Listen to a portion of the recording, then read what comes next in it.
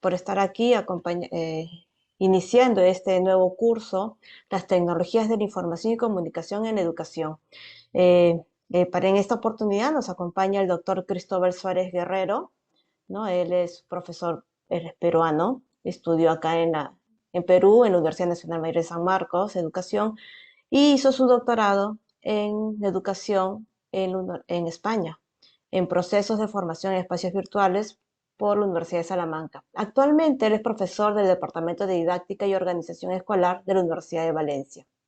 Él ha desarrollado una estancia postdoctoral sobre el aporte de las humanidades digitales a la pedagogía en el College London, en el King's College London. Ha sido coordinador del Observatorio de Formación en Red Escopeo de la Universidad de Salamanca e investigador principal de un proyecto de investigación nacional sobre el impacto de las tabletas en la representación pedagógica de los docentes.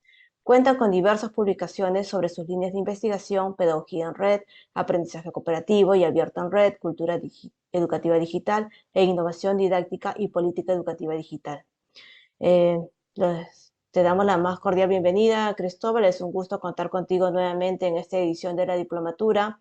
Y bueno, estamos seguros que siendo este un grupo reducido del curso, vamos a poder tener una interacción más directa con cada uno de ustedes como participantes, ¿no? A los participantes los animamos a, a sacar el máximo provecho, ya que el profesor Cristóbal Suárez está digamos, un investigador nato y está siempre ahí al día en todas las tendencias, lo que es las tecnologías en la educación. Eh, Bienvenido, Cristóbal, bienvenidas a todos los Gracias. participantes por acompañarnos, por confiar nuevamente en la Universidad Católica y por continuar estudiando como cada sábado, ¿no? En estos cursos del diploma. Eh, Todos tuyos, Cristóbal. Vale. Adelante. Pues gracias por la presentación, gracias por la invitación, siempre lo digo, y no me voy a cansar de decirlo, que volver al Perú, aunque sea de forma virtual, con la ventaja y desventaja de la virtualidad, es un placer. Y más todavía si se hace con tanta gente buena y bien preparada como es la gente de la Universidad Católica del Perú, que siempre tengo el gusto de compartir cosas con ellos. Y creo que hasta me estoy sintiendo parte ya de la universidad. Por favor, Cristóbal. Eres Pero, parte. oye, pero parte ya consustancial casi, ¿eh? No, ya estoy ya enraizado, por lo menos, ¿no? Bueno, en la realidad, yo creo que este espacio, agradezco este espacio porque y agradezco también que se hayan inscrito en este curso, porque este curso tiene la virtud de poder reflexionar sobre un objeto cotidiano, sobre un objeto sobre el que pocas veces tenemos tiempo de detenernos y pensar en cuáles son las implicaciones educativas, sociales y culturales que tiene la tecnología en la educación. La educación es un proceso, es un proyecto humano. La educación tiene una aspiración más grande que la acción tecnológica, pero la acción tecnológica parece que ha venido a revertir y revolucionar los procesos de la educación, pero este acercamiento, esta mirada centrada en la tecnología, nos puede ofrecer un paisaje eh, engañoso, porque la educación es mucho más compleja que la acción tecnológica. Y la educación es un hecho social y cultural de mucho más gravedad, que necesita de muchas variables y de muchas miradas y de muchas disciplinas para poder ser explicada y para poder intervenir en ella. La tecnología es una variable más. La tecnología es un aspecto necesario, pero no suficiente, al que tenemos que prestarle más atención que la atención instrumental, y entender que el uso no necesariamente es competencia.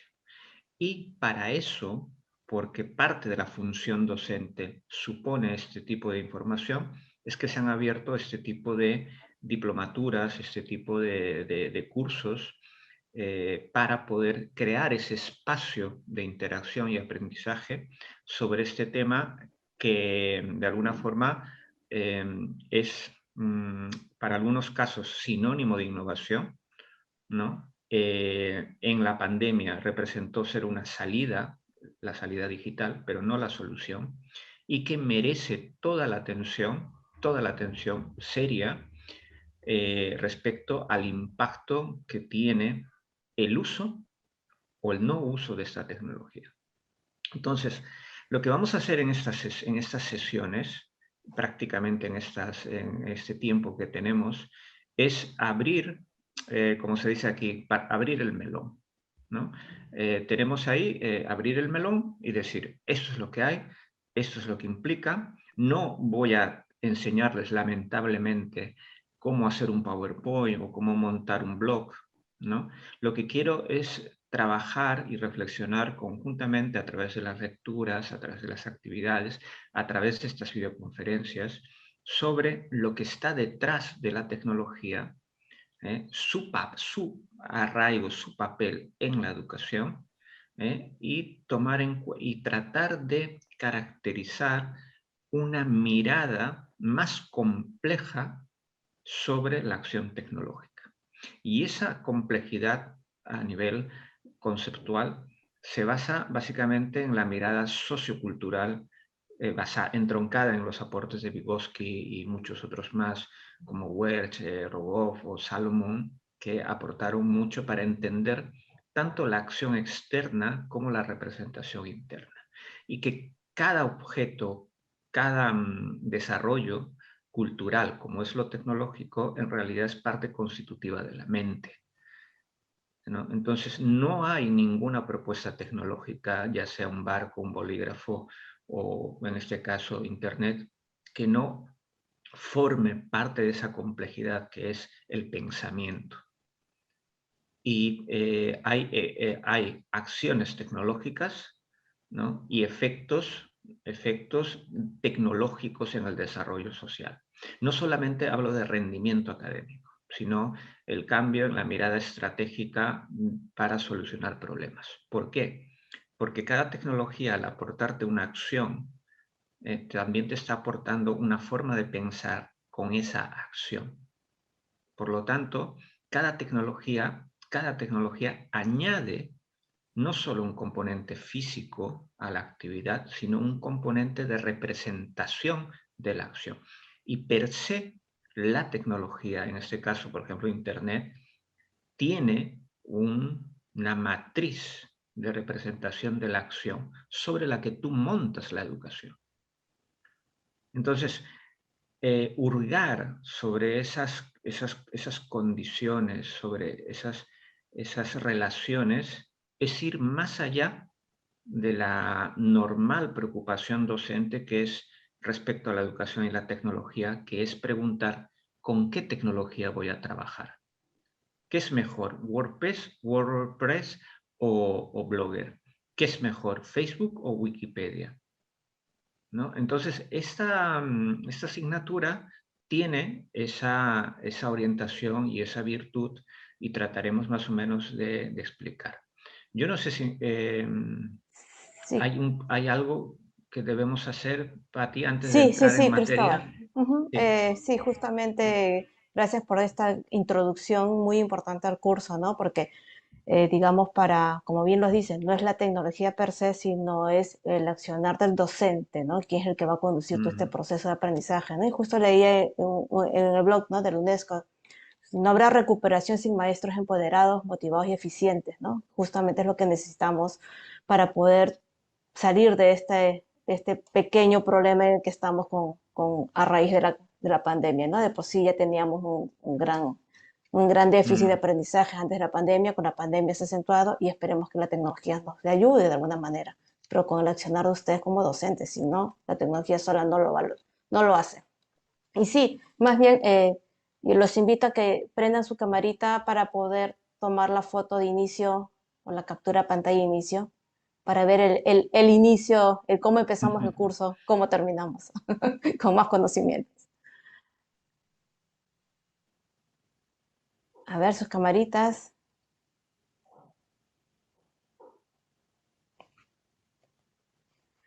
Wendy, Fabiola, Lisbeth. Lisbeth, Fabiola, Wendy. Ahí estamos.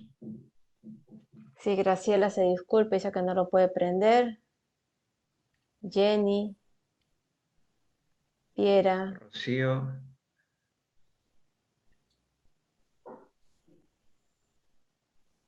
A ver, Alan. Bien, somos lo que somos, así que José, tú nos indicarás. Sí, profesor. Un momentito, por favor. Un momentito que aparece un mensaje en la pantalla. Ya, ahora sí. A la voz de 3, profesora. Ok, A las 2. Ya está. bien, gracias. Sí, Bien, gracias. ahora sí, Cristóbal. Muy Ha bien. sido un gusto. Pues voy a compartir la presentación y voy a darle prioridad a la presentación más que a la imagen, bueno, a la imagen del vídeo. Está aquí. Vale, hay un concepto que a mí me interesa mucho y creo que si entramos a debatir sobre ese concepto sería importante. Por ejemplo, no es lo mismo desarrollo tecnológico en educación que desarrollo educativo con tecnología. No es lo mismo. Una cosa es desarrollo tecnológico en educación, llámese herramientas, artefactos, aplicaciones, y otra cosa es apropiarse educativamente de la tecnología. La apropiación de la tecnología pasa por detectar sus virtudes, sus posibilidades, pero también sus dilemas y también sus problemas. Ninguna tecnología es inocua, ninguna tecnología es abstracta, toda tecnología se asienta en un contexto y toda tecnología, por su forma de entender el sistema de acción tecnológico, siempre está diseñada para algo. ¿Vale? Entonces, cuando nosotros hablamos de la sociedad de la información, no estamos hablando estricto sensu de una sociedad tecnológica, sino de un modelo político, social, económico, basado en la información, donde la tecnología que nosotros estamos usando tiene sentido. No nos engañemos y digamos, es que tenemos sociedad de la información porque hay Internet, sino que esta tecnología lo que ha permitido de alguna forma es validar un modelo de acción económico, un proyecto. Tampoco nos engañemos que las guerras son producto de un desaire, como en el caso, por ejemplo, de Helena de Troya. Son proyectos económicos, son proyectos políticos. Son proyectos mucho más grandes que un simple hecho. Entonces, yo lo que quiero en esta primera parte es que entiendan que la tecnología no va sola. La tecnología va anclada a un conjunto de elementos cuya complejidad es tan grande como la sociedad y la cultura. Sobre esa complejidad es que tenemos que asentar una visión pedagógica, una visión que nos permita despejar ciertas cosas y entender no las aplicaciones solo, sino entender cómo la cultura tecnológica, cómo la tecnología en general puede crear no solo materiales educativos, sino escenarios educativos. Cómo la tecnología puede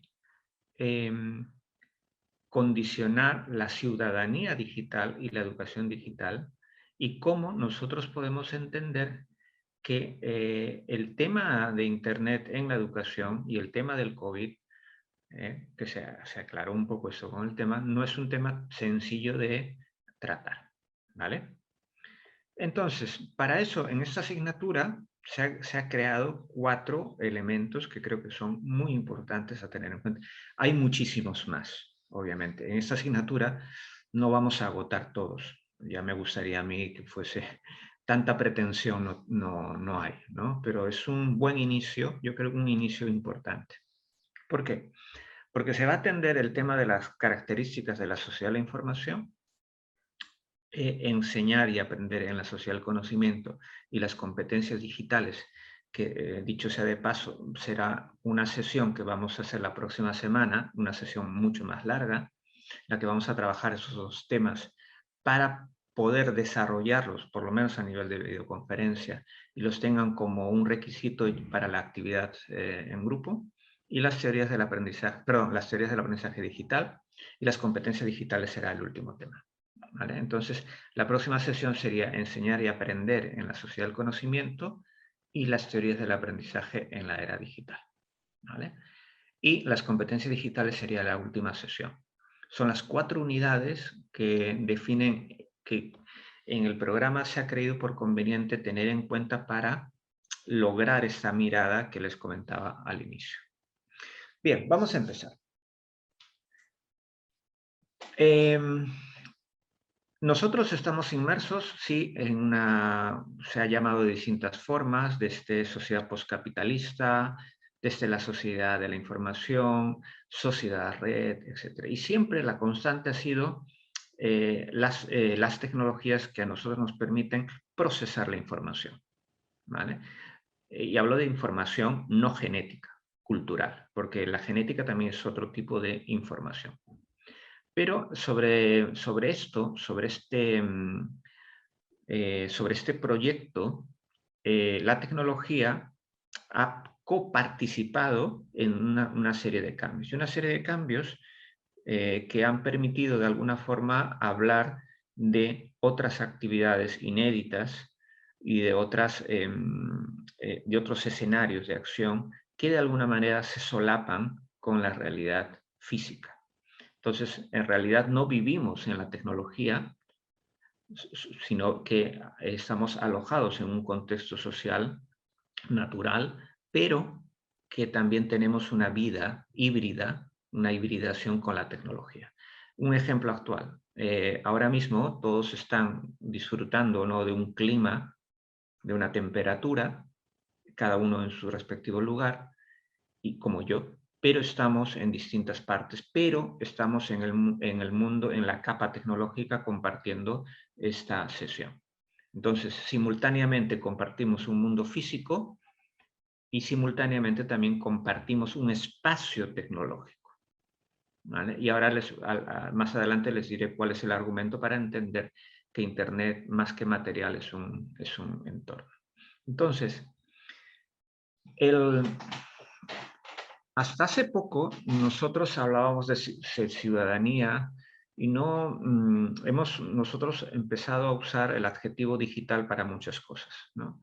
En el campo de la educación hemos hablado de pizarra digital, aula virtual, ¿no?, libro digital, clase online, ¿no?, o entorno virtual de aprendizaje, etcétera, etcétera.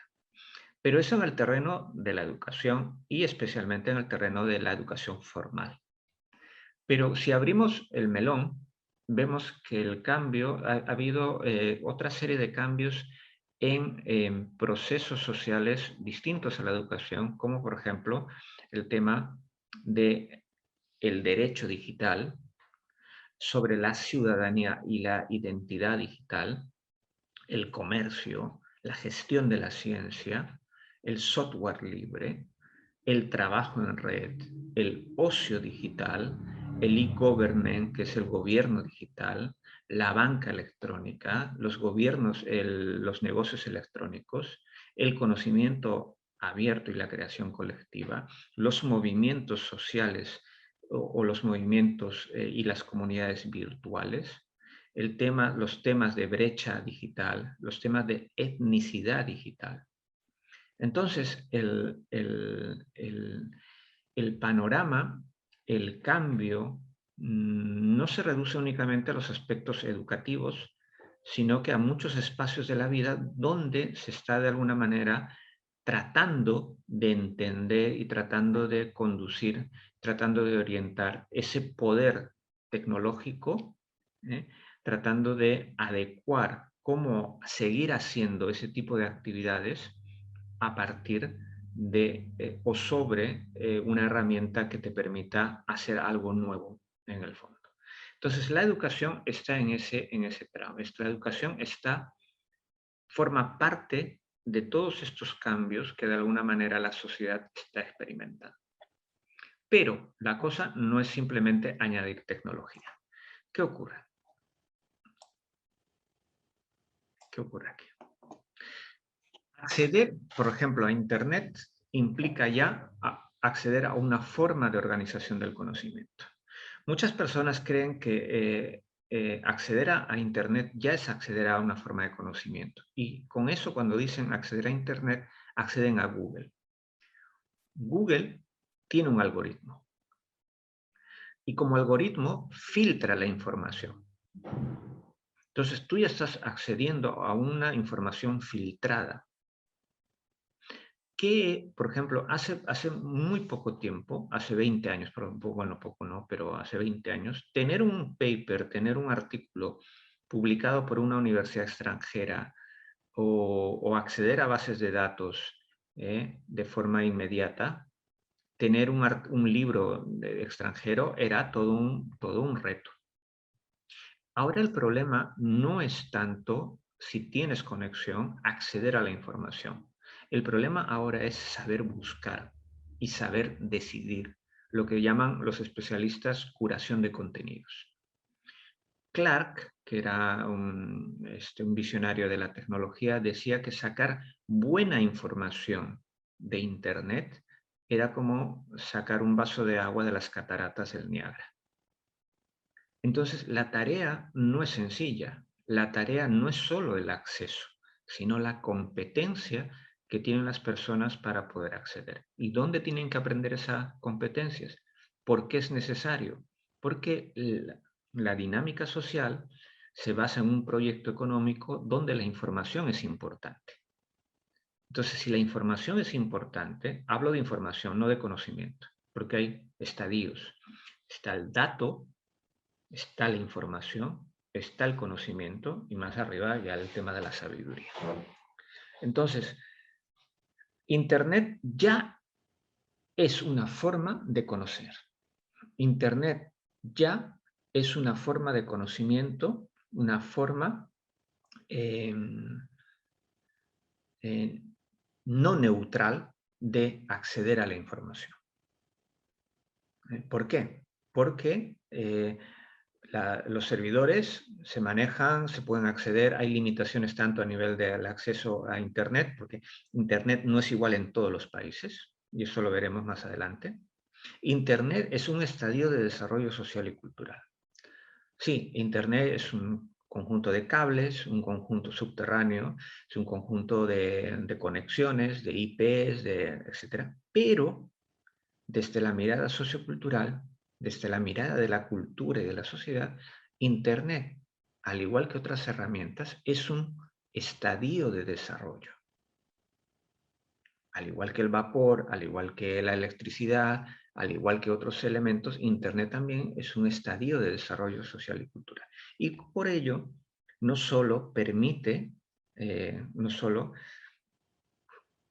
acceder a información o comunicación, sino tiene efectos reales en la vida de las personas, como la electricidad, como el vapor, como el COVID, tiene efectos reales. Entonces, es parte del desarrollo social y cultural. Lo que les decía, Internet, vivimos con los entornos solapando, hibridando entornos, tanto entornos virtuales como entornos presenciales y entornos naturales. Esto parece que va a ser una tendencia normal. Y no es porque sea el tema de la gamificación, sino porque sencillamente nuestra vida cotidiana, más en el tema de la pandemia, pues se ha visto confinada y nuestra única ventana, nuestro único entorno de relación, pues eran Internet. Y muchas cosas se han normalizado, como el teletrabajo, como la asistencia sanitaria online, como la educación virtual o la educación digital de emergencia, que no es necesariamente la educación virtual o e-learning. Lo que estamos viviendo en el Perú, lo que se vive en el Perú actualmente, lo que se vivió en Europa en la época del confinamiento no es la educación virtual, no es el e-learning al uso, es una educación digital de emergencia hecha por ensayo y error como experimento global. Ningún sistema educativo ha estado preparado, tenía una oficina del COVID o tenía mejores condiciones para encararla así, pero nadie estaba preparado para esto. A pesar de que la tecnología pueda ser una salida, esa salida únicamente funciona si hay una cosa elemental, si accedemos a ella. Hay una brecha, primera brecha, que es la brecha del acceso. La segunda brecha es la brecha del uso.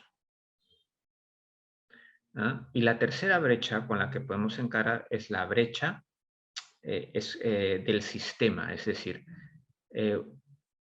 los peruanos tenían acceso, los peruanos sabían explotar, tenían competencia y el sistema educativo peruano tenía el soporte. Entonces, ¿qué ha pasado con el COVID? El COVID ha dejado en claro en Perú, además de ser el Perú el país con mayor muertes por millón de habitantes, es lamentable. Lo que ha hecho ha sido desnudar nuestro país. Nos hemos dado cuenta que nuestro sistema de transporte, nuestro sistema de salud, nuestro sistema educativo era paupérrimo. Era de un nivel bajo, que no teníamos estándares de calidad de vida. Entonces, ¿qué ha pasado? Lo que ha hecho el COVID ha sido agravar más lo que la educación de alguna forma podía compensar. Y ha agravado muchísimo más las diferencias sociales, ha agravado más la crisis, que ya era llover sobre mojado. Entonces, el COVID ha desnudado nuestra capacidad. Entonces, cuando llegó el COVID, no estábamos, bueno, preparados, ¿no? Pero nuestra infraestructura era deficiente, nuestros profesores no tenían, nuestros alumnos no tenían el conocimiento. Entonces, el COVID lo que ha hecho ha sido, en el Perú ha generado estragos grandes. Y yo les digo, recuperarse de 2 años de cierre de la escuela será muy complicado, lamentablemente, para el Perú. Lamentablemente. Porque fíjense en muchos niños que les ha tocado la mala suerte de leer y aprender a leer y a escribir en este periodo. O chicos que han tenido que terminar la educación secundaria con una educación... Yo conozco muchos profesores peruanos que tienen el enorme reto y la enorme dificultad de enseñar a niños de educación primaria a leer y a escribir por WhatsApp. Y yo me quito el sombrero y digo, es que esto yo no lo puedo hacer. O sea, esto es terrible, terrible. Bueno, si te dura eso, pues 3 meses, bien, pero 2 años. 2 años, 2 años, el coste psicológico, el coste social, el coste económico ya será brutal, brutal. Será brutal, porque aparte que el Perú pues, es uno de los países que mantiene todavía la aula cerrada, pues no, yo creo que se está haciendo un flaco favor, porque a todas luces parece que en la escuela el nivel de contagio no es tal como se piensa. Pero es que Perú tiene, claro, tiene argumentos también para decir que no se abra porque es el país más castigado por la pandemia. No en términos brutos de mortalidad, ¿no? No de muerte, sino en mortalidad por habitantes. Entonces es terrible el panorama. Entonces, pero cuando nosotros accedemos a Internet, por ejemplo, este es el caso de Perú, no accedemos a la misma red. En Irak no se accede a los mismos servicios, en China No es Facebook la que gobierna las redes sociales, tampoco Google, la ventana del conocimiento, entre comillas, ni el uso es igual, ¿vale? Ni la red es igual. Entonces, la potencialidad de Internet no se mide únicamente por la infraestructura, sino por lo que tú eres capaz de hacer en ella. ¿Qué web tenemos aparte de Internet? Tenemos una web .1, la web .0. ¿De qué somos? Dependiendo de la web que usemos, también dependerá también la posibilidad de usos. No es lo mismo educar sobre una plataforma 5G, ¿no?, que con conectividad de 4G, por ejemplo, ¿no? No es lo mismo, por ejemplo, comunicarte con hacer educación con plataformas que te permitan trabajar con multimedia que con plataformas que te trabajen simplemente con texto. Es diferente, es diferente. Entonces, claro, aquí hay una especie de relación fuerte entre lo que se puede hacer educativamente en función de la capacidad tecnológica. Pero está también el tema de lo que tú a nivel de competencia puedes hacer.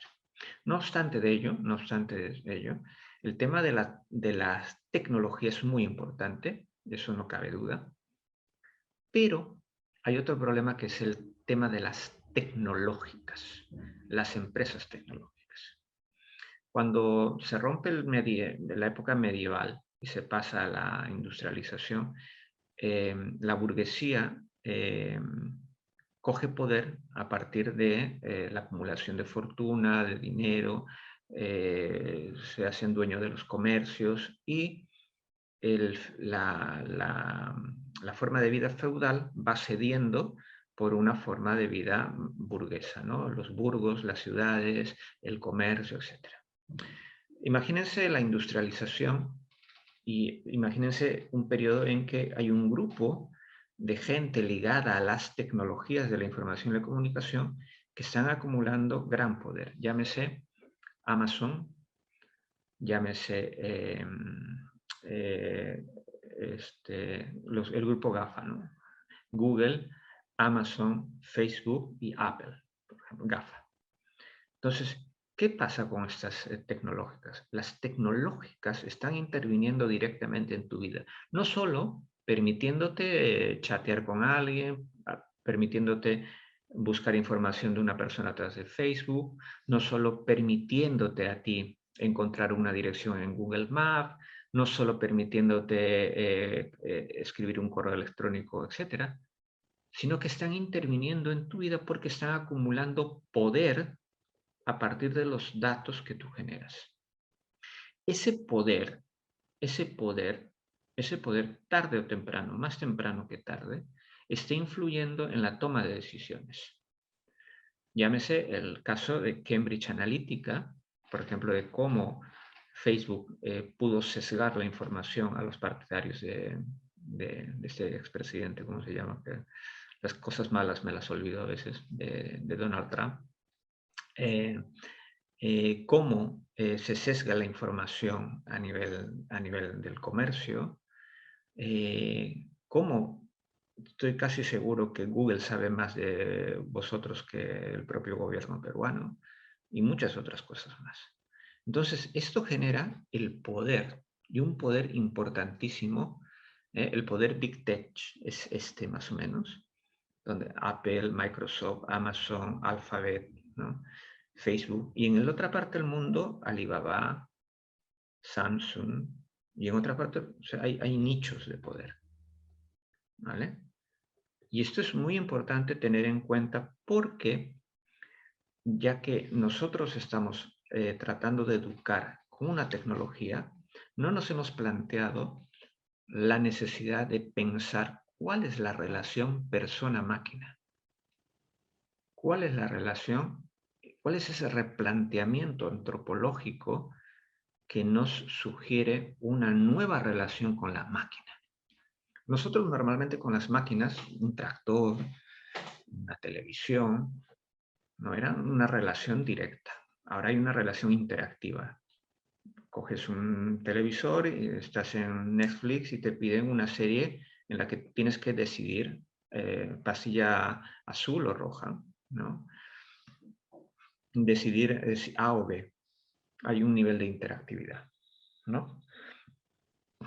Pero el entorno tecnológico de las nuevas tecnologías es un entorno mucho más interactivo, porque no solo haces algo, sino que haces algo con tus datos, haces algo con tu información, con tu perfil. Cualquier mala acción que puedas realizar tú en tu cuenta de ahorros tiene consecuencias reales en tu vida, ¿no? Entonces, la relación persona-máquina, con el caso de las nuevas tecnologías, es diferente. Y hay toda una línea de investigación que es antropología virtual, que explora en profundidad este tema sobre el nuevo concepto de hombre, ¿no? El nuevo concepto del hombre conectado. No es un tema simplemente simple, es un tema complejo, amplio. Si ustedes buscan antropología virtual, encontrarán muchísimas cosas. ¿Y por qué es importante para la educación esto? Porque la educación es un proyecto humano. Y si en ese proyecto humano interviene la máquina, es necesario tener una idea sobre eso. Pero no me refiero únicamente a la máquina, ya intervienen las tecnologías. Un pequeño ejemplo. Todos usábamos tecnología en mayor o menor medida siendo profesores antes de la pandemia. Eso está claro, ¿no es así? Llegó la pandemia y a todos nos tiraron a la piscina. Todos, mal que bien, empezamos a usar, sin rechistar, bueno, rechistando muchos, pero la tecnología. ¿Vale? ¿Esto qué quiere decir? Parece una cosa simple, pero no lo es.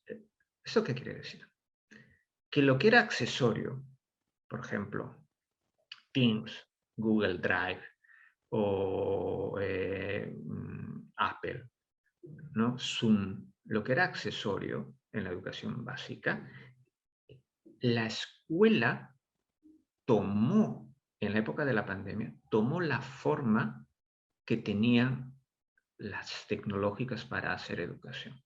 ¿Esto qué quiere decir? Que automáticamente, de la misma forma como desaparecieron una gran cantidad de estudiantes que no tenían conexión, automáticamente la escuela, las grandes tecnológicas, entraron en el sistema educativo compensando el espacio, siendo la interfaz de la escuela.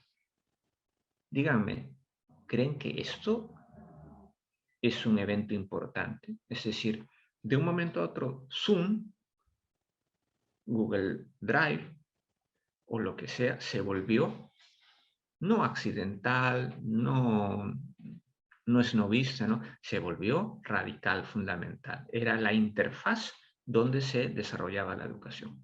WhatsApp, por no ir más lejos. Entonces, de la noche a la mañana, en nuestro sistema educativo, las tecnológicas cobraron más importancia de lo normal en la época del COVID. Y yo les pregunto, ¿no merece la pena investigar sobre esto? ¿No merece la pena desarrollar y pensar sobre esto antes o al momento de usar la tecnología en la educación? Y hay conceptos que se están trabajando muy interesantes, como el tema de la soberanía digital. Yo no sé si lo pueden leer. Hay un filósofo muy importante que a mí me gusta mucho, que es Luciano Floridi.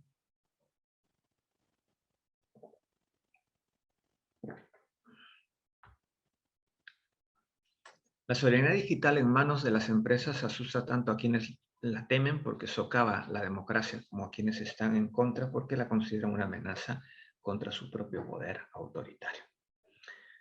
En Europa, a diferencia del mundo anglosajón, especialmente el americano, aquí hay un modelo mucho más kantiano, Tú lo que buscas son ciertos patrones, ciertos moldes para que algo funcione. Hay más intervención del Estado y de la Unión Europea para restringir a favor del ciudadano el uso de las tecnologías, proteger al ciudadano. En cambio, en los países anglosajones hay más permisividad, es un mundo más jovesiano, es un mundo más de, pues, homo homini lupus, ¿no? El hombre es el lobo del propio hombre, y que en realidad las cosas pues se tienen que dar por la moral del mercado, ¿no? Son más laxas a nivel general. Entonces, ¿qué ocurre? Que aquí hay un movimiento que te dice, a ver, Facebook, alto, a ver, ¿hasta dónde llega tu poder? ¿Hasta dónde están tus límites? Tenemos que evaluar esto, ¿no? Y en Estados Unidos, en un anglosajón, es mucho más abierto. Entonces, lo que dice Floridi sobre la infoesfera, que es el nombre con el que bautiza a todo esto, dice, la infosfera, es el lugar ahora en el que estamos, no es un mero canal de comunicación. Esto que quede claro, señores, Internet no es la televisión, no es la radio, sino esto es un espacio, llámese un entorno de relación compartido y común, un commons, como él quisiera que fuese.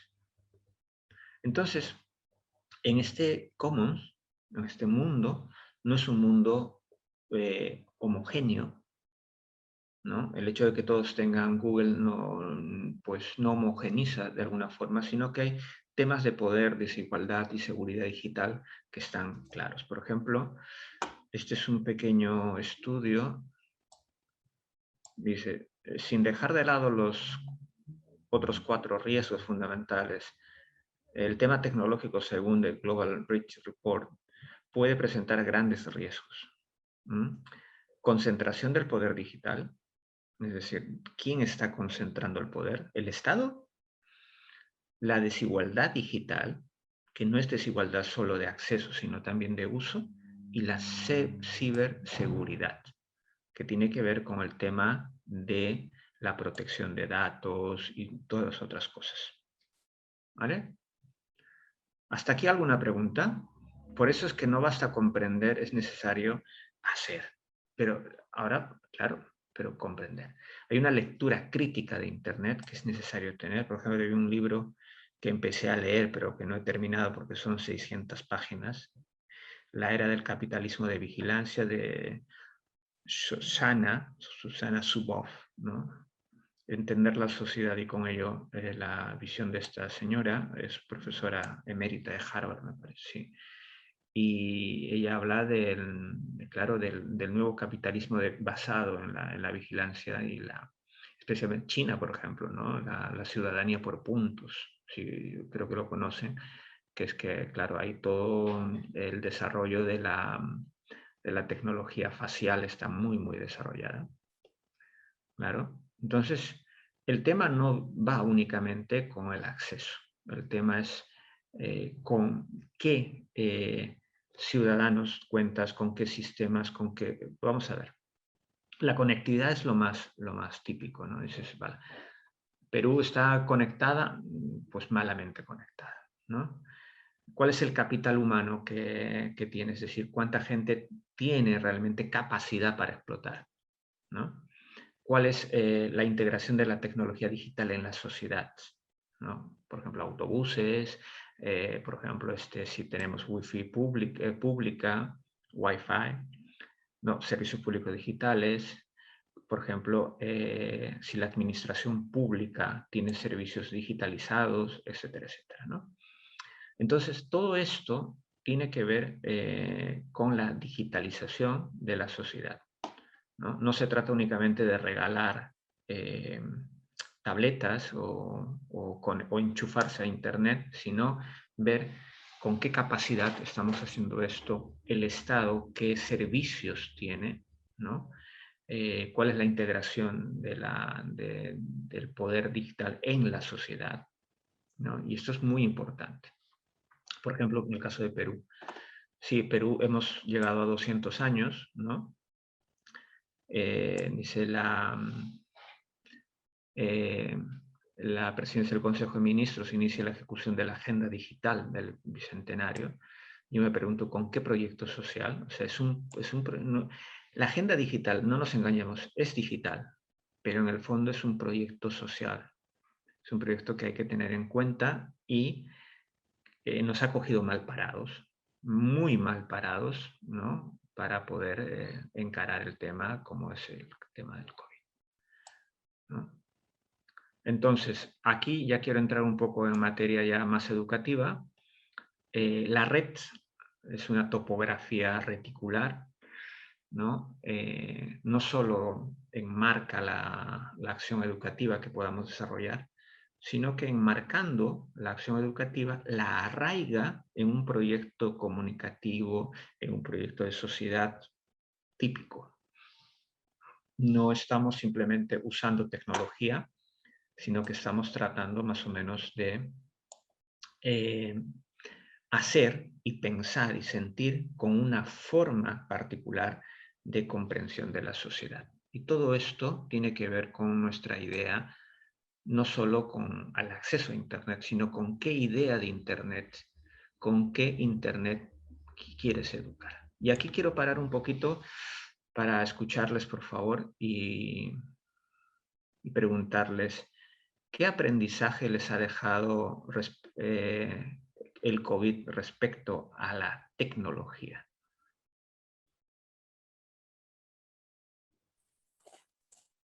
Buenos días, Pueden usar sus profesor. micrófonos. ¿Qué tal? Hola, Yo podría tal. Kira. Sí, mucho gusto. Buenos días. Buenos días. Bueno, ya hemos llevado varios cursos y algo que a mí me llamó mucho la atención fue el tema de las competencias digitales, justo a lo que usted decía, porque no es solo como usted comentaba, ¿no? El acceso, sino tiene que ver como el uso. Y tal vez yo le agregaría el tema de la crisis que tenemos de los medios de comunicación en el país, porque, o sea, el tema de la televisión y lo que muestra, ¿no? Lo que está también abierto a los canales que son gratuitos, libres, ¿no? Entonces, no sé si por ahí también se podría coger un poco pensando en lo que tenemos como el tema de la conectividad, que bueno, cuando yo inicié la diplomatura me preguntaban cuál es el problema de la conectividad, ¿no? La primera respuesta. Ahora que ya estoy trabajando con niños con bastante vulnerabilidad, yo trabajo en una ONG, entonces, además de la conectividad es el tema de las competencias, ¿no? Y también tengo, bueno, sobrinos que tienen tal vez un poco más de oportunidades y también son las competencias, ¿no? Entonces ya es un problema más de fondo, ¿no? Cómo es el tema del uso, el tema de, por ejemplo, el contexto, ¿no? Si sus familias, sus papás, sus mamás, el nivel educativo que puedan tener. Entonces eso también invita mucho a que los papás, mamás estén más involucrados, o los cuidadores, ¿no? Entonces, Claro. sí, me deja pensando, y justo leí como un artículo ahora que fue el Día del Maestro a nivel mundial, y decía, ¿no? Que le hicieron la entrevista a Salma Khan del proyecto Khan Academy, ¿no? Yo uso mucho su plataforma y él decía un poco el tema de que si él tendría que elegir entre la tecnología y los maestros, elegirían los maestros, ¿no? Y da la explicación de que, bueno, obviamente la tecnología por sí sola no, y si vemos sus clases, incluso son clases que tienen mucha pedagogía constructivista, ¿no? El tema de que los niños vayan descubriendo y haciendo poco por poco, y empieza hasta desde la suma y se puede llegar a, pues,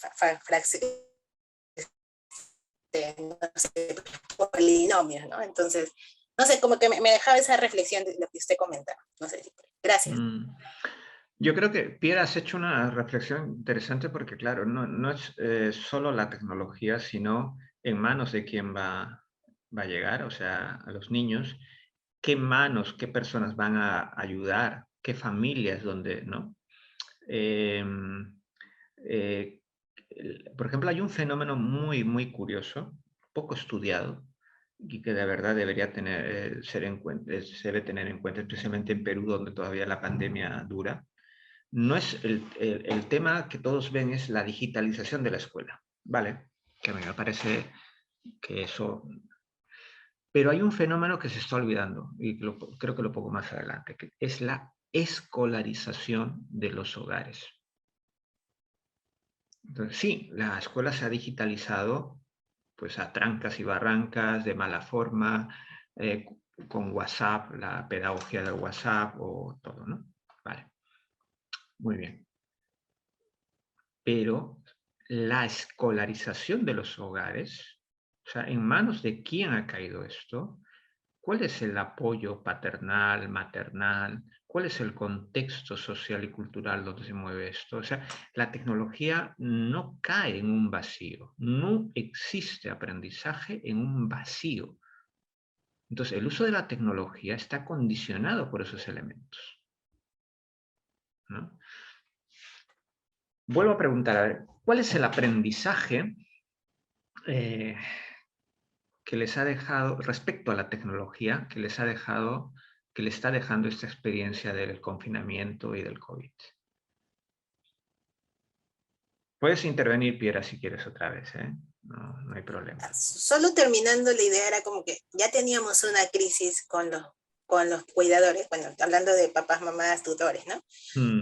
Antes de la pandemia, ¿no? Porque si estábamos reuniones de padres, madres de familia, yo también he estado en aula, de los 30 niños venían 15 o 10, entonces ya teníamos una crisis, claro, propio también del sistema económico, ¿no? También hay que entender que papás, mamás que trabajan más de 8 horas, que no pueden ir al ejército, ya era un problema grande, ¿no? Entonces ahora el tema de lo virtual, pucha, o sea, no es que ha disminuido, probablemente en algunos casos sí, que las familias ya pueden de repente reunirse con la profesora vía Zoom, no sé, ¿no? O sea, o una llamada telefónica, pero igual, o sea, crean brechas porque todavía hay poblaciones, yo pienso, muy, con muchas más vulnerabilidades. Por ejemplo, los niños con discapacidad, yo ya estoy haciendo una investigación, y el tema de qué acceso ellos tienen, ¿no? a las tecnologías. Entonces ya ahí es una población que está dentro de la escuela, que va a tener muchas más dificultades y muchas más brechas para entrar, ¿no? Entonces, claro, solo como comentario tal vez. Gracias. Muy bien, muy bien. ¿Alguien más? Maestro, si me permite. Sí, ¿tu nombre? Liliana. Lilia, coméntanos, por favor.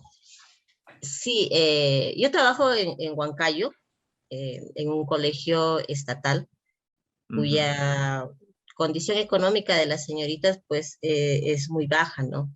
A nosotros, francamente, sí afectó a toda la población porque, en primer lugar, no tenían, pues, equipos celulares, eran los más simples, como que ahí estaba la primera limitación, ¿no?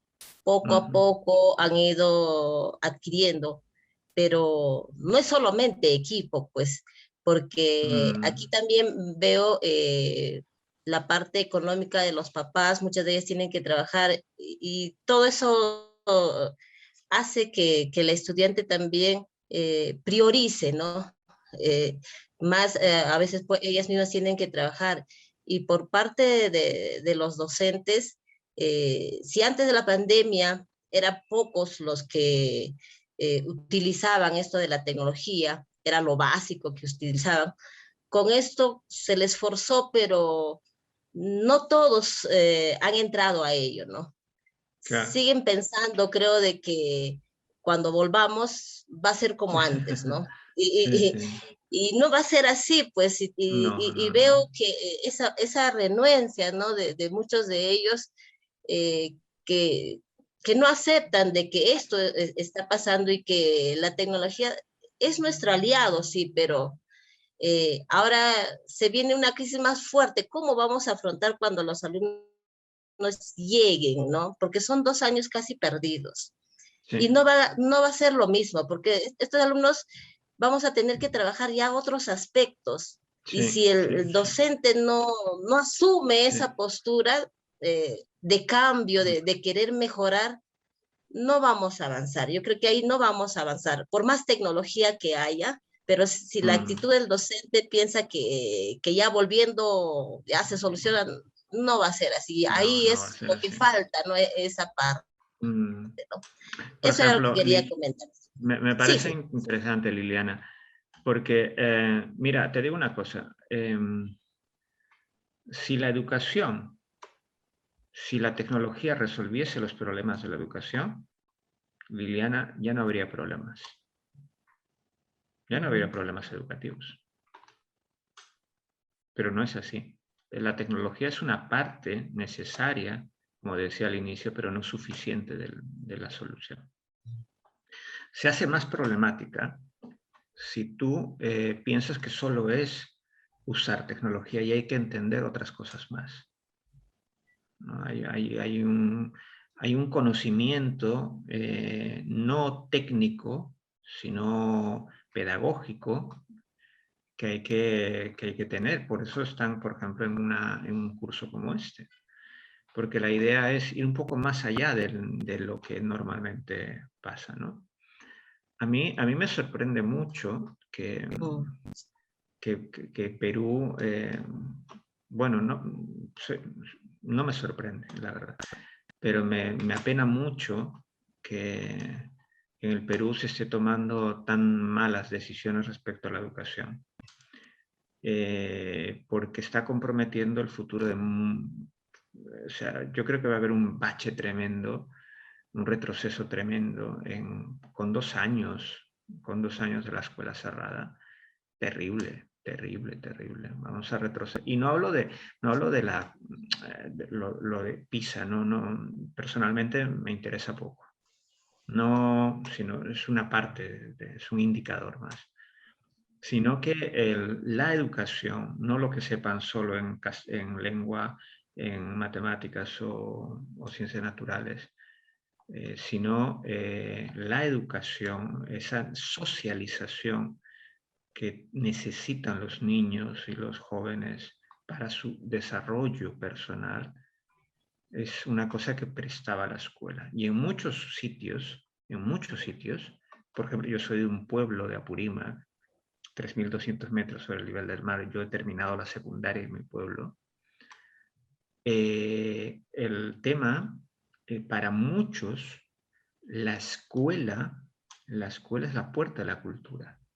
Y no van a tener otra experiencia tan radical en sus vidas como la escuelita de pueblo, la escuela que cerró. Entonces, es terrible ver, quizá, claro, en Lima se note menos, o en ciertas partes de Lima se note menos, pero vámonos a las fronteras, a la selva, al Ande, vámonos al desierto, donde la escuela es el único bastión de desarrollo y progreso. Es todavía lo que en sociología se llama pues, un agente de movilidad social. ¿Qué va a pasar con ellos? Es terrible, es para llorar. Es para llorar. Es que es... Yo no sé si hay otro comentario. Doctor, buenas Sí. tardes. Alan. Bueno, para brevemente acotar lo que usted acaba de decir y otras intervenciones también de maestros, en mi caso, por ejemplo, me he dado cuenta que la tecnología sin la parte humana, sin la parte afectiva, el componente emocional, tampoco va a tener resultados, ¿no? O en todo caso podrá tener resultados en lo académico, pero en lo que viene, parte del desarrollo como persona del estudiante, he utilizado la tecnología en algunos casos para hacerles llegar a veces un video motivacional, para hacerlos que sigan con sus actividades. En mi caso, por ejemplo, trabajo en un colegio de zona rural y la tecnología es complicado, pero en lugar de escribirles un texto, a veces por retroalimentación les envía un audio, haciéndoles saber sus mejoras, entre otras cosas. Entonces, de una forma humanizar la tecnología, ¿no? Entonces yo creo que, a pesar que no los conozco, que no los he visto por el tema de la educación a distancia, de una u otra forma he hecho que ellos tengan confianza, utilizando un poco la tecnología, haciéndole videos, a veces retroalimentación por audio, y han permitido conocer un poco más allá, ¿no? Más de sus gustos, sus preferencias. Entonces, ese componente emocional, afectivo, lo he aprendido que con la tecnología, a pesar de no verlos, teniendo que interactuar, conocer un poco más, ¿no? De una u otra forma, como he dicho, humanizar la tecnología, ¿no? Para posible aplicar el Sí, sí, sí. Hay un tema pendiente, es decir, a ver, toda tecnología siempre te añade algo y te quita otra cosa, ¿no? El cara a cara tiene sus limitaciones también, ¿eh? A ver, todos deseamos que los chicos vuelvan a la escuela, sí, pero antes del COVID la escuela era criticada, ahora es deseada. Fíjense bien en eso. Pero ¿cómo aprendíamos en la escuela de antes? aprendíamos bajo un concepto de que aprender se hace sentado y escuchando a alguien, ¿no? Era lo normal. Claro, y hemos pasado a otra idea en el COVID, que aprender se puede hacer usando pues algún apaño tecnológico y que no es lo mismo. Entonces, ¿para qué sirven las crisis? Las crisis sirven, también hay que verlo como un punto de inflexión para poder repensar la educación. A ver, señores, la educación peruana es pésima. Por indicadores internacionales, por propia experiencia, es pésima, es mala la educación peruana. Y no lo digo con ganas de ofender a nadie, y a nivel universitario, hay tantas universidades que felizmente han cerrado. Lo digo que eran negocios baratos. O sea, una universidad investiga, hace cosas, proyección social, no solo docencia, y el objetivo no es, si quieres ganar dinero, vende frigoríficos, vende cocinas o vende lo que sea, pero no hagas educación. Es mi punto personal, mi opinión personal. Pero el tema es, claro, es que el COVID ha destapado todo eso. O sea, nos hemos dado cuenta que estamos mal. ¿Por qué hay tantos muertos? A ver, hay una cosa curiosa. Yo he seguido de cerca la evolución en España, donde vivo, y en Perú. Y hay una cosa curiosísima. España tenía el triple de contagios en una época que Perú. Pero Perú tenía el doble de muertos que España. ¿Cómo explican eso? Atención sanitaria. Aquí en España no has visto a nadie comprando oxígeno, porque todo el que necesitaba se iba a donde tenía que ir, aunque sea en el pasillo, pero en los peores momentos. Pero nadie le he visto comprando oxígeno. Entonces, el sistema sanitario peruano es pésimo. La escuela que tenemos es mala. Entonces, si partimos de eso y decimos, mira, tenemos que reconstruir esto, pero no nos engañemos, o sea, no nos engañemos. En Perú ha muerto, ¿no?, mucha cantidad de personas, justamente porque, no porque el virus sea peor o nuestros genes sean peor, sino porque tenemos un sistema sanitario malísimo, que no ha podido atender todo eso. Así de claro, es un tema de gestión, es un tema de enfoque. ¿Algún comentario más? ¿Qué les ha dejado el...? Sí, Lisbeth, por favor. Muy buenos días a todos. Y a partir de los comentarios que hacían mis compañeros de aula, yo lo que pude evidenciar a nivel de mi práctica, al menos en la realidad de educación de EBR, es que hemos tenido una educación demasiado paternalista y dependiente, ¿no? Necesitamos que alguien esté delante de nosotros, observándonos, corrigiéndonos, y eso ha hecho que cuando lleguemos a esta virtualidad no sepamos qué hacer, al menos los estudiantes, ¿no? Les faltaba esa imagen. Yo decía, ¿eso es correcto? Creo que no. Creo que ya no estamos en una época en la que necesitemos a una persona delante nuestra, que sea una eminencia para poder aprender de ella. La información está dada. Lo que sí tendríamos que aprender es a seleccionar esa información, a saber buscarla y saber autorregular también nuestros tiempos, nuestros procesos, nuestros ritmos. Y creo que es eso lo que tendríamos que incentivar en nuestros pequeños o en nuestros estudiantes, ¿no? Enseñarles a estudiar solos, de que no se sientan huérfanos cuando no hay un docente delante suyo. Y creo que eso ha sido, al menos en nuestro país, en Perú, ha sido el gran fracaso, ¿no? Porque el profesor necesitaba estar delante de sus niños para enseñar, creía que eso era necesario y le hicimos creer a los niños que el profesor tenía que estar delante de ellos para poder aprender. Y creo que esta era una gran oportunidad para enseñarles a nuestros estudiantes a ser autónomos, ¿no? A ver, hay grados de autonomía, pero también eso de la autonomía es un rasgo, pues, adulto. Un niño puede ser autónomo en muchas cosas, pero tiene una gran dependencia, ¿no? Al adulto, a su entorno. Quizá en secundaria, universidad, yo podría hablar de exigir eso, ¿no? Pero de lo que yo me lamento mucho es de la educación básica, la educación infantil y primaria, ¿no? Donde se necesita más el apego, la interacción, el cariño, ¿no? La socialización es fundamental. Y a mí me daba lástima, de verdad, ese periodo de confinamiento que vivimos aquí. Y muchos padres arrojaban a sus hijos a la tecnología, ¿no? A tabletas o lo que sea, y ya está, ¿no? Y muchos padres no sabían qué hacer con sus hijos. Lo digo en serio, ¿eh? O sea, dice, ¿qué hago yo 24 horas con este chico, con esta chica? Y, ¿no? O sea, claro. Entonces, muchos extrañaron la escuela por ese motivo, pero también porque, claro, se estaban perdiendo algo interesante. En fin, no sé si hay otro comentario, algo más que podrían añadir.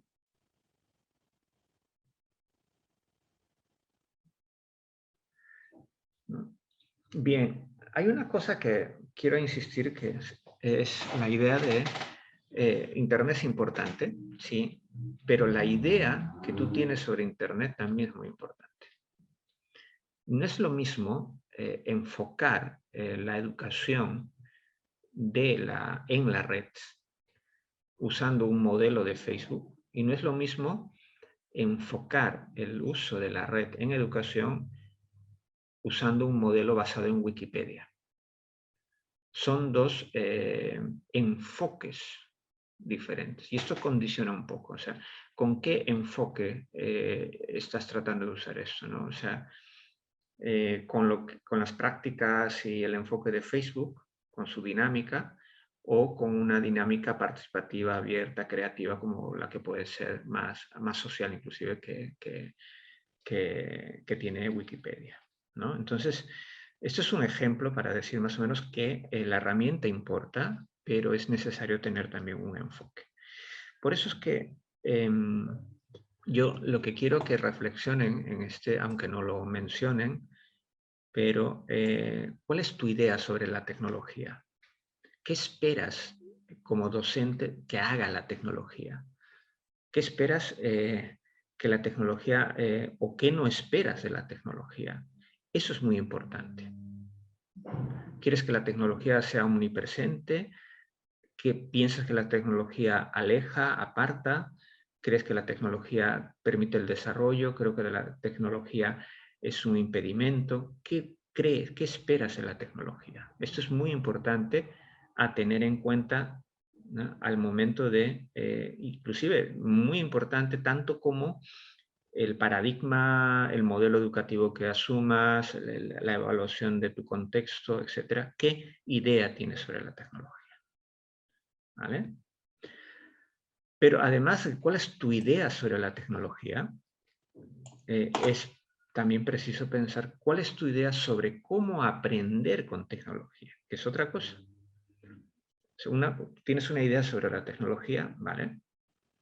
Pero ponte a pensar, y quiero que lo piensen en cuál es tu idea sobre cómo aprender con tecnología. ¿Se aprende igual, pero con tecnología?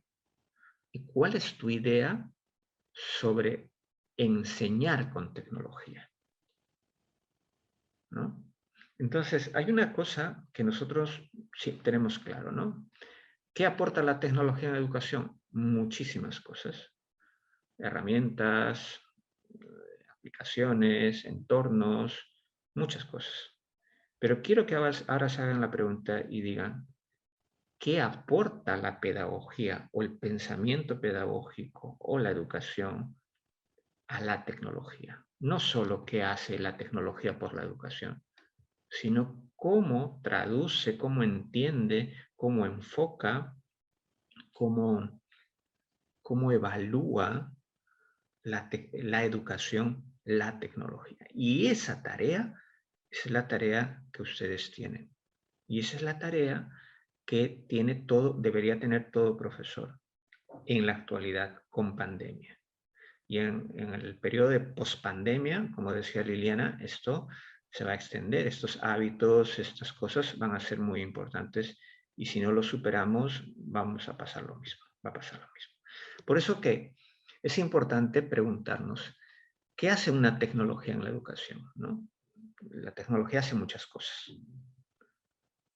Pero la pregunta fundamental y la pregunta que creo que deberíais tener en cuenta es ¿qué hace la educación o qué hace la escuela con esa tecnología? ¿Alguien me está moviendo esto o soy yo? ¿Vale? Entonces, esto es una pregunta importante. Hay una diferencia, ¿no? ¿Qué hace la tecnología en una escuela como esta? Por ejemplo, la tecnología lo que está haciendo es permitirnos no contagiarnos. Pero ¿qué hace la educación con esta tecnología? Está poniendo conocimientos delante de un ventilador y distribuyéndolos, está realmente participando de la creación de un ser humano. Y esa pregunta es mucho más, esa pregunta no es tecnológica, esa pregunta es educativa.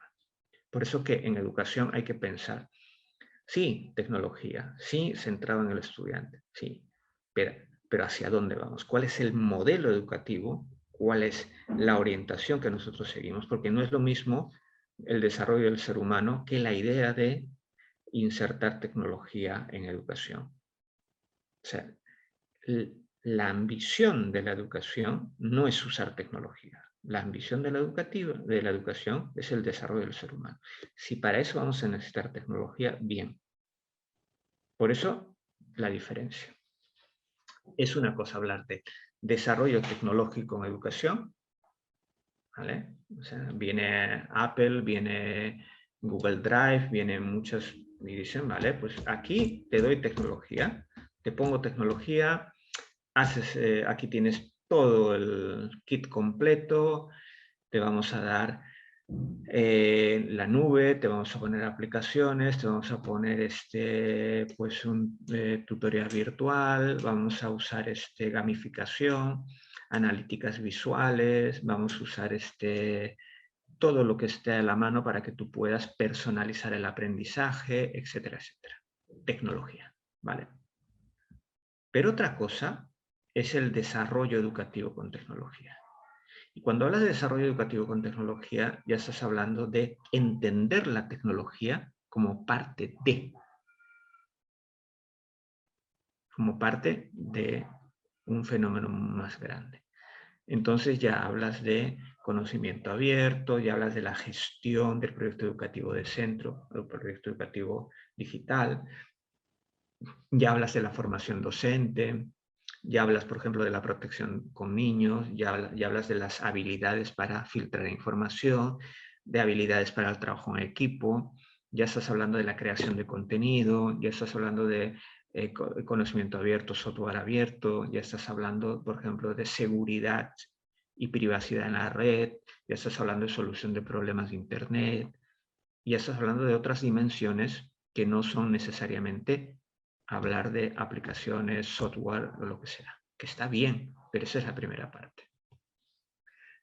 Y esto es parte de un estudio, aunque esta presentación, esto es un informe que se hace cada 5 años, es un informe internacional en el que antes de la pandemia las competencias TIC de los docentes ya era la segunda necesidad formativa más necesitada por los docentes a nivel mundial, después de necesidades educativas especiales. Es decir, que a nivel mundial, ser competente en TIC ya era una necesidad que los profesores veían como básica. Entonces, claro, esto se ha hecho, se ha vuelto la primera necesidad en la época del COVID.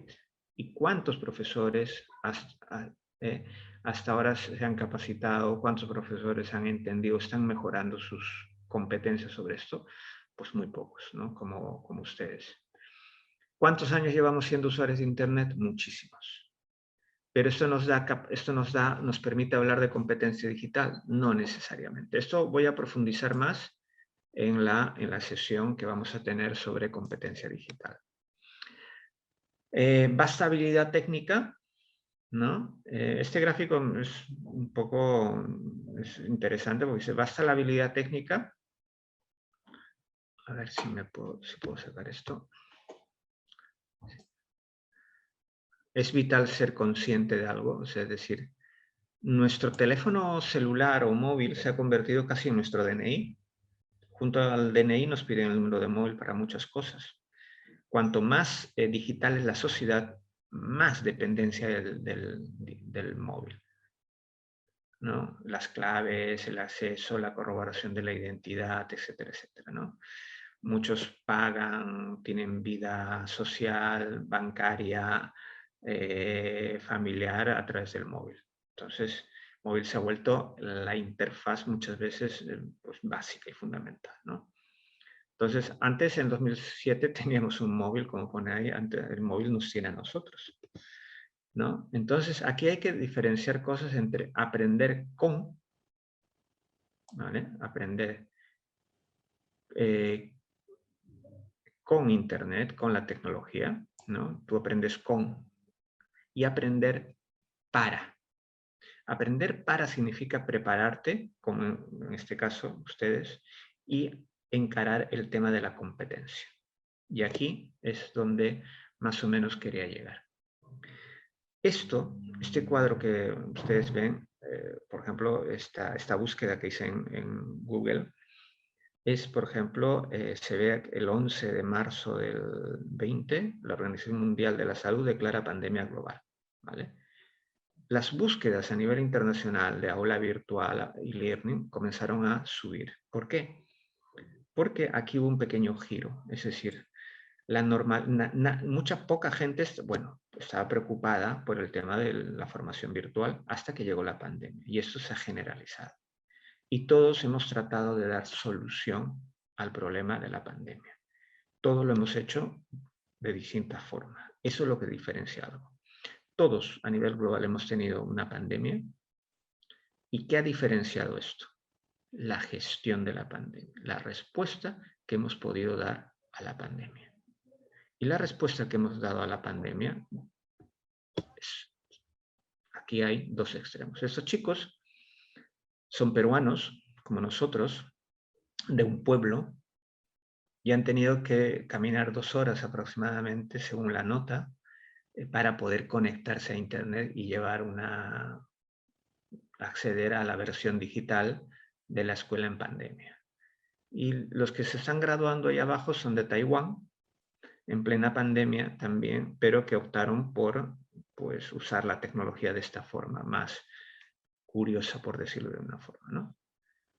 O sea, son dos formas de acceso a un fenómeno tecnológico, dos formas de entender la tecnología, dos realidades diferentes, dos formas de proyecto social, que no son aspectos secundarios al momento de analizar el impacto de la tecnología en educación.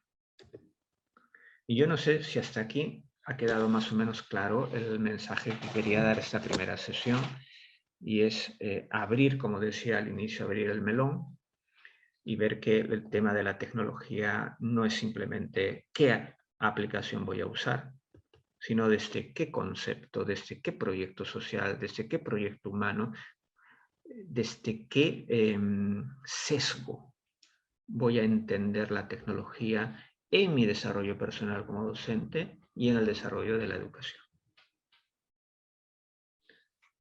Yo no sé si hay algunas preguntas.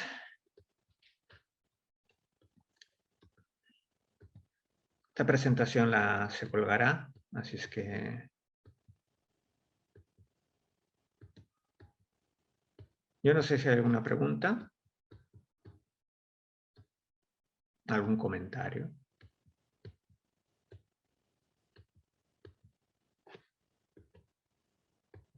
Están ahí, ¿no? Sí, profesor, aquí estamos. Aquí estamos, profesor, muy interesantes los temas, lecciones realmente sobre la Pues me alegra internet. mucho y espero que les sirva. Espero que les sirva. Ahora, quiero invitarles a que quiero invitarles primero he abierto el foro. A mí me gustaría conocerles un poquito y he puesto ahí un poco mis referencias, etcétera, mi cuenta de Twitter, mi blog, que escribo menos, mi perfil en Google Scholar, etcétera, etcétera. Y contar un poquito, me gustaría que cuenten la expectativa que tienen de esta asignatura, un poco conocer si tienen alguna herramienta, algún blog, ¿no? Y un poco presentarse y brevemente. Entonces, no sé si esto lo pueden hacer en este tiempo que nos queda. Es un tema muy concreto, ¿vale? Y el foro ya está abierto. Y después, los que hayan ya hecho eso, me gustaría que lo que quede de este fin de semana, bueno, descansar un poquito, pero tratar de aprovechar de leer un artículo que he preparado. Es un artículo que se publicó hace un año, creo. Se llama Preguntas educativas para la tecnología como respuesta. ¿Vale? Entonces es un pequeño artículo que me gustaría que lo descarguen y lo lean. Está en PDFs de acceso abierto. ¿Vale? Y a partir de ahí, participar en el foro sería parte de la actividad de la semana hasta que nos volvamos a ver el próximo sábado. Ya con otro tema más concreto y entraré a un tema que es muy interesante, que son los modelos educativos digitales, ¿no? O sea, los marcos de referencia. Si no hay alguna pregunta o algún comentario, pues cerramos la sesión. Buenos días, profesor. Disculpe, solamente para ver si he entendido bien, porque en unos momentos estuve un poco ausente, entonces quería saber, para la otra semana es resolver el foro y hacer la lectura del que acaba de indicar que es de acceso abierto, para ya venir con ideas un poquito más claras para la siguiente clase, ¿sí? Y el foro es toda la semana, ¿no es cierto? Así es. El foro tiene dos partes. Una pequeña parte que lo pueden resolver rápidamente entre hoy, mañana y el lunes, ¿vale? Que es presentarse, ¿vale? Es una cosa muy concreta. No les va... Pero mientras que se presentan, descargan el material, lo van leyendo y el lunes yo dejaré la pregunta o la actividad que quiero que hagan con esa lectura. ¿Les parece? Ok, perfecto, profesor. Está perfecto. Muy bien. Gracias. De nada, de nada. ¿Alguien más? Tal vez, profesor, a mí me interesaría, solo como interés, tal vez, antes de que se termine la clase, de conversar sobre hemos hablado mucho de los estudiantes, las familias, y bien, sí está bien, pero la última parte usted habló de los docentes, ¿no? Entonces yo estoy trabajando ahorita con varias escuelas por el trabajo, y el tema de las competencias digitales de los docentes es bien básico, pues, ¿no? Entonces, o sea, el ministerio sé que está haciendo algunas, ha hecho capacitaciones y todo esto, pero tal vez también sería bueno, porque creo que la mayoría, todos somos profesores, de reflexionar eso, ¿no? ¿Cómo podemos sumar, contribuir a acompañar a nuestros colegas, ¿no? Yo no estoy en escuela ahora, pero sí he estado, entonces, y cómo contribuimos de esa forma a nuestros estudiantes también, ¿no? Entonces, claro, tal vez sí me gustaría que tal vez también en la otra clase nos centremos en ese tema, que creo que está como que preocupante. La unidad 4 tiene que ver con competencias digitales docentes. Esa es la unidad que creo respondería a tu pregunta de forma concreta. O sea, en esa unidad hay aspectos necesarios en el desarrollo del docente, ¿no? La primera, la segunda y la tercera son marcos. Y lo más operativo es la competencia digital docente. Ahora, la competencia digital docente tiene sus áreas, tiene sus indicadores, ¿no? Entonces tiene sus aspectos concretos. no es usa la tecnología, sino tiene pues estándares. Entonces eso lo podemos ver en esa sesión. Ok, profesor, gracias. Muy bien. ¿Alguna cuestión más? Y todos están... Maestro. ¿Alguien? Sí. Sí, soy Sí, Liliana. Sí, dime. al respecto, por ejemplo, el Minedu, desde el año pasado, nos han, a través de Perú Educa, pues nos Sí. han dado una serie de cursos, ¿ya? Sí. Y a toditos llega, pues, ¿no? Que se inscriban en los cursos, una variedad de cursos, ¿no? Pero pocos son los que acceden a esos cursos, ¿no? Entonces, por diferentes canales hay cursos para poder también realizarlos, pero como que no cautiva, seguro, porque no lo siguen, nos han bombardeado de full cursos, ya sea de competencias digitales, soporte socioemocional, una serie de ellas, ¿no? No sé si también podemos evaluar esa parte, si esos cursos en verdad han contribuido o hay algo más, ¿no? La actitud del docente también, ¿no? ¿Cómo hacer ello? Es que es un tema grande. Es un Sí, tema pues. grande. Sí. Por ejemplo, hay temas también, por ejemplo, cómo desarrollar la parte socioemocional, la inteligencia emocional del docente. Yo conozco lamentablemente docentes que tú le puedes dar 100 horas de desarrollo socioemocional y no va a servir para nada, lamentablemente. Entonces, tiene que ver mucho con la personalidad, la actitud. Claro, entonces hay una cosa, pero yo lo uso como un indicador claro. El hecho de que estén presentes aquí ya dice bastante de vuestro interés. Y eso es muy importante. Entonces, a partir de ahí puedes tejer lo que quieras. Porque a mí a veces prefiero yo gente interesada que gente docta. Cuando hay interés puedes aprender muchas cosas. Si ya sabes mucho, pues no necesitas, ¿no? Pero el interés mueve, el interés. Señores, para aprender es necesario querer aprender. Y esa parte es actitudinal. ¿Vale? Pues nada, entonces. A ver. Claro. Jenny comenta aquí en el chat una línea diagnóstica. Sí, hay mucha tarea que hacer. Es bastante lo que tiene que hacer. ¿Alguna pregunta más? ¿Quiénes están por aquí? Yo quería comentar justo sobre Sí. el caso que estaba escrito. Yo participo de los cursos de Perú Educa, de lo que da el ministerio, ¿no? Que son muy interesantes, pero cuando participo de las acciones generales que se hace para los docentes, el requerimiento a veces es más la parte operativa, ¿no? Queremos que nos enseñe, por ejemplo, ¿no? Cómo hacer PowerPoint, cómo poner animaciones, de acuerdo, ¿no? A las áreas que los docentes trabajan. Entonces, un poco que a veces los cursos se dan, ¿no? A veces hablan sobre temas más amplios, ¿no? De análisis, de revisar, por ejemplo, temas, ¿no? Y también importantes, ¿no? Ciudadanía digital, tal y cual como lo estamos trabajando, pero a veces eso, ¿no? Un poco que no responde a las necesidades. Por eso yo insistía de repente, ¿no? Que el diagnóstico no tiene que ser para que pueda cubrir todo. Sí, yo no digo que esté mal, que se hagan ese tipo de cursos. Lo que digo es que no son suficientes, hace falta otras cosas.